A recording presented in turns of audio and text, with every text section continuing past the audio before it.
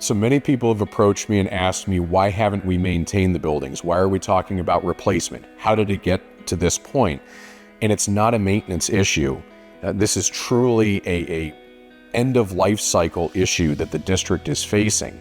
When you look at the average life expectancy of an HVAC system, a commercial HVAC system, you're probably looking anywhere between 15, 20, and 30 years.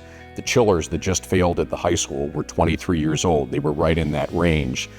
All of the improvements that were made to these buildings are between that 15 and 30 year age range. And when you have 15 to 30 year systems on buildings that have been in place for 60 or 70 years, the math doesn't add up when it comes to repair versus replacement.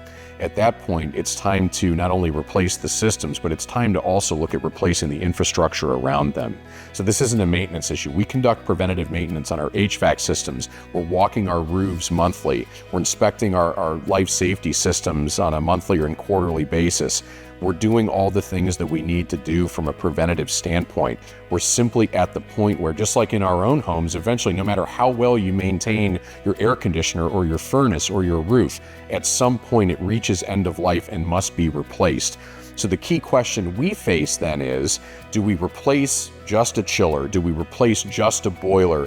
Do we do all kinds of work on exterior doors and windows when we know we're still going to face issues on the buildings because the buildings are 60 or in some cases 70 years old and don't have the modern facilities capability anyway?